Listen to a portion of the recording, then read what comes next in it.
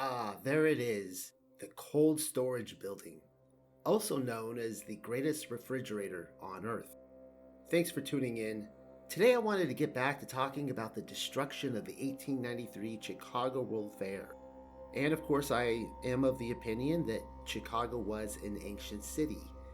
The construction of much of the Chicago World Fair was a hoax, but then again, even its destruction was a bit shady. Do me a favor, like this video, subscribe if you haven't already, leave a comment below. But getting back to the cold storage building, it was, after all, the first to go down. Now, the lower level provided cold storage for thousands of pounds of food served every day at the exposition, whereas the upper story featured an ice skating rink. I read somewhere that plans were drawn to refinish the exteriors in marble after the fair was completed, and the exhibitors had gone home on the Reading Railroad.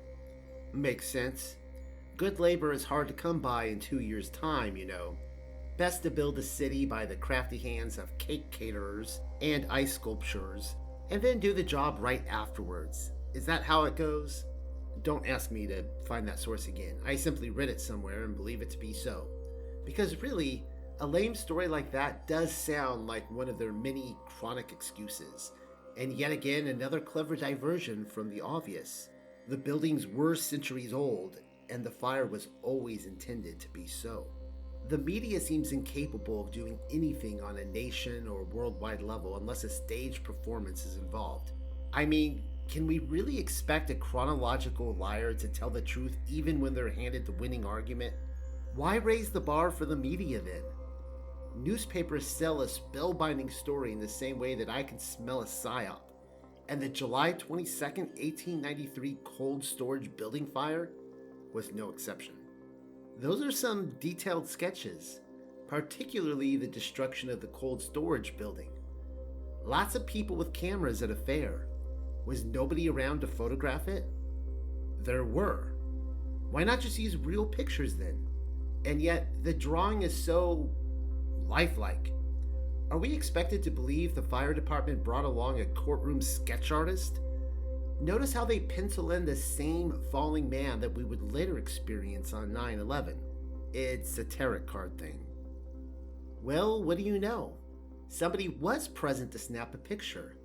Is it just me though, or does this picture look fake? Does it look fake to you? Because it looks fake to me.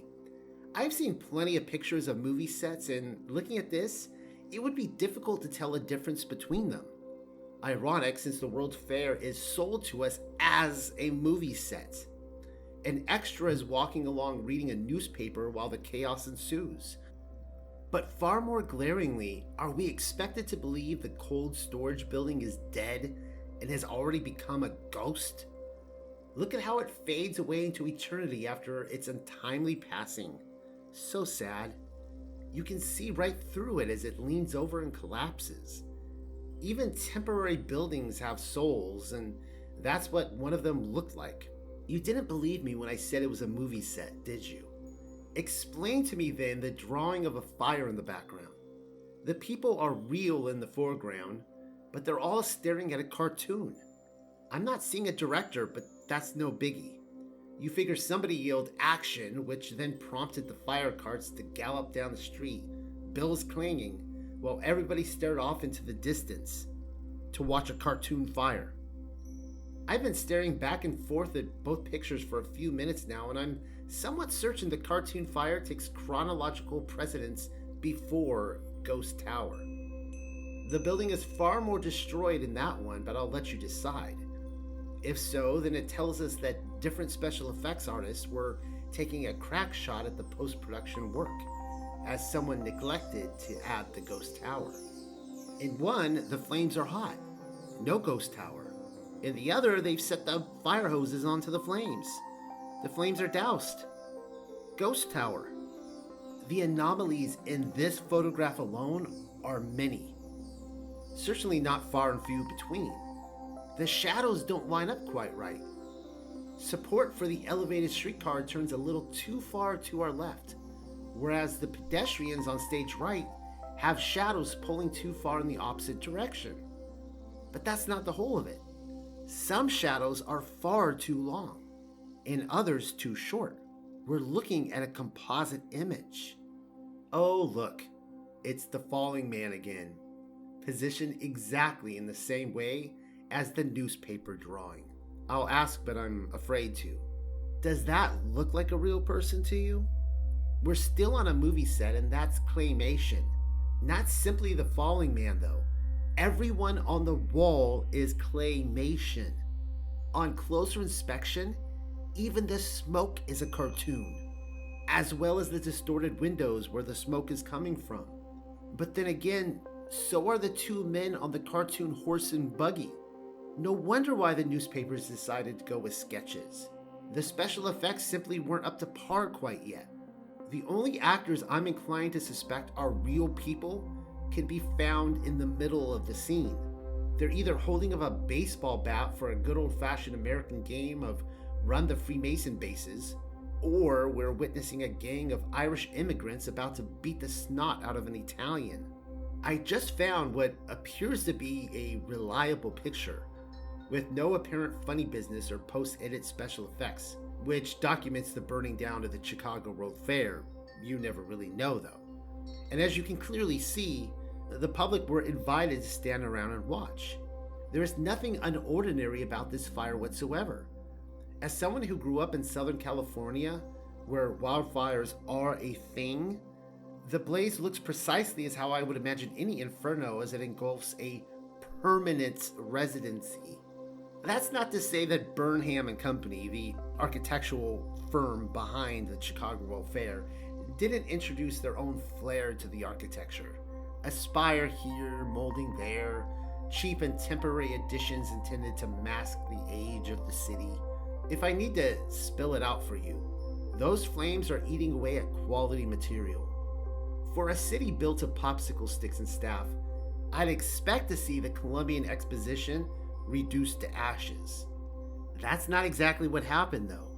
As you can clearly see, the cameramen focus in upon the wreckage in the foreground, hoping to frame a picture of annihilation, when in fact not even the Statue of the Republic is rendered in ashes, as we're so often told. Fire damage, maybe, but loss to the flames, no. Sure, Burnham's cake toppers are dissolved to ashes, but the ancient structures remain. As far as this picture describes, I'm reminded of the fire ceremony at Notre Dame in Paris.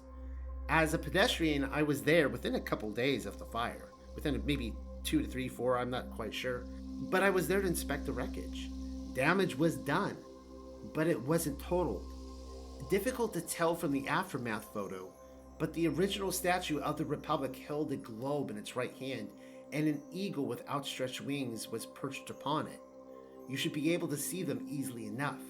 I say original, and that is because the statue's sculptor supposedly recreated a duplicate, wink wink, after the first quote-unquote burnt down. The recreation still stands in Jackson Park today. The only difference between the two is that a Phrygian cap could be seen hanging upon the staff of the original, whereas the recreation exhibits a plaque that reads Liberty, and is partly obscured by an encircling laurel wreath. His name is Daniel Chester French, by the way, and he's better known for the Lincoln statue within the Lincoln Memorial. I guess what I'm saying, or rather suggesting, is that the double take of the two seemingly identical statues may indeed be another hoax, in so much that they're both the same and were victimized yet again by another switcheroo. The reason I'm saying so is that it's all part of the theatrics, trying to keep us confused. Still, now that I'm thinking about it, I am somewhat inclined to believe that French did indeed create the statue, as it speaks far more esoterically to the plot at hand. The destruction of the 1893 Columbian Exposition was a controlled demolition, obviously. But even afterwards, the wrecking crew was in on it. You figure they'd have to be. Otherwise, the wrong person might snoop around and begin to ask questions. Our history writers got a little too lazy this time around in telling us that the Chicago House Wrecking Company was only formed to make Chicago go away. That's not really the obvious part, though. After cleaning up the mess in Jackson Park, the Chicago House Wrecking Company began making their services known to the other world fairs, cleaning up the Trans-Mississippi Exposition of 1899, the Pan American Exposition of 1901, as well as the St. Louis Exposition of 1904, were all a part of their creative handiwork. And it only makes sense that they would. Gotta have the right people bought and paid for. And anyways, there she stands, the Palace of Fine Arts, or as she's known today, Chicago's Museum of Science and Industry. Isn't it neat how they can keep reclaiming buildings like that? One year it houses the artwork, and then a little later, science. I'm sure that's the first time something like that ever happened though, seeing as how Burnham, the architect, conveniently designated it as a permanent building and all. Also amazing how there's no fire damage. With all that falling ember, not even the roof was scorched. Sure, the Palace of Fine Art survives, but what you won't often hear in the Chicago World's Fair narrative is that the Art Institute in Chicago was also constructed as a part of the Columbian Exposition, and it too survives. It stands today. Dig around a little and you'll come to find that the Art Institute was capable of withstanding the inferno because it was the only building which wasn't built on the fairgrounds. Kind of odd, don't you think? I mean, it wasn't built of plaster, no? I thought they were all built of plaster. Well, the Art Institute was constructed with the sole purpose of permanence rather than temporary. ChooseChicago.com gives us the following nugget of information. The Art Institute at Chicago building is the second of the two remaining buildings from the 1893 World's Columbian Exposition. It's also one of the only fair buildings not on or near the grounds of Jackson Park. During the 6 months of the fair, it was used as an auxiliary building for international assemblies and conferences. That pretty much says it all right there. I mean, if you're pressed to build an amusement park for 27 million visitors in as little as 2 years' time, which is furthermore only expected to run for 6 months, and you only have the budget and resources for 2 permanent buildings, then why would you purposefully place one of them away from the action? That's a little too convenient and makes absolutely no sense whatsoever. Probably why you'll find very little talk about its origins. And anyways, they're essentially telling us what we already know. If they built it for conferences, then I think it's safe to say we're looking at another repurposed building. 2 years after its destruction, the White City remained in ruins. Newspapers attempted to keep the psychodramatic episode alive on the front burner of the public consciousness for years thereafter. Let the juices simmer a little longer. Photographs such as these, which was published in the Inland Printer in 1895, demonstrate their underhandedness. Reliving the adventure is one of the ways you can identify a psyop, because Intel isn't interested in the day-to-day events of real people. They only invest in their own fingerprints. Best to retrieve their old movies from the shelf and remind us of their handiwork every 5 or 10 years, whenever the anniversary rolls around. In 1895, though, you have to wonder if Americans had any appreciation for what was probably already being cooked up in this photo. Whenever it comes down to predictive programming, the indoctrinated rarely ever do. Nothing depicted here happened by accident either. The person lounging around in the ruins of Machinery Hall is identified to us as William Wallace Denslow. Recognize his name? In a few short years, he would become the illustrator for L. Frank Baum's The Wonderful Wizard of Oz. Also no coincidence that the Emerald City was based on the Chicago World Fair.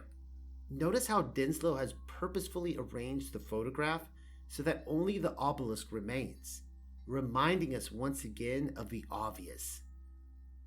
The Chicago World Fair was a satanic ceremony.